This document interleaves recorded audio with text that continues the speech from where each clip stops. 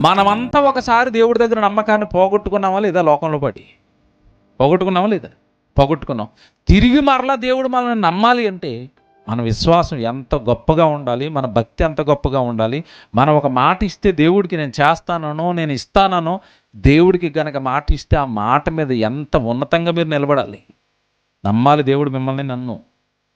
అప్పుడు నమ్మితే ఏం చేస్తానన్నాడు తెలుసా?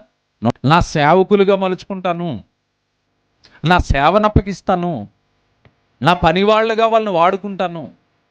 నిర్దోష మార్గాల్లో ఎవరైతే నడుచుకుంటున్నారో, నేను దేశంలో నమ్మకస్తులైన వారిని కనిపెట్టి, నిర్దోషమైన మార్గాలలో నివసిస్తున్న వాళ్ళని కనిపెట్టి, వాళ్ళను నేను నా పరిచారకులుగా మార్చుకుంటాను. ఇక్కడ జాగ్రత్తగా వినాలి. పరిచారకులు అంటే నా ఇంటికి సంబంధించిన పరిచారం వాళ్ళకి అప్పగిస్తాను. నా సేవకుడిగా, నా పని చేసే వాళ్ళకి నా పనిని అప్పగిస్తాను అన్నట్టు. కానీ దేవుడు నమ్మి దేవుడు మనకి పని అప్పగించాలి అంటే ముందు మనం ఆయన దగ్గర ఏం నిరూపించుకోవాలి?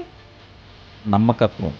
ఏమండి? నమ్మకంగా మనం దేవుడికి కనపడాలి. అప్పుడు దేవుడు మనల్ని ఏం చేస్తాడట? పరిచారకులుగా చేసుకుంటాడట. అసలు మనుషులకి ఏమంటే దేవుడికి నమ్మకం ఎప్పుడు చెడిపోయింది? మీరు బాగా ఆలోచించండి. ఎప్పుడు చెడిపోయింది? ఆదిలోనే మన ఆదిమ తల్లిదండ్రులే నమ్మకాన్ని పోగొట్టేశారు. దేవుడు పోగొట్టారా లేదా?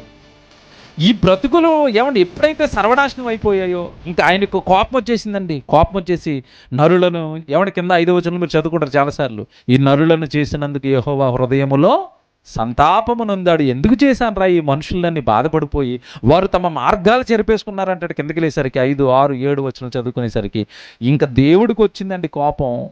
ఇప్పుడు ఈ వేళల్లో ఎవరున్నారా నమ్మకస్తుడు?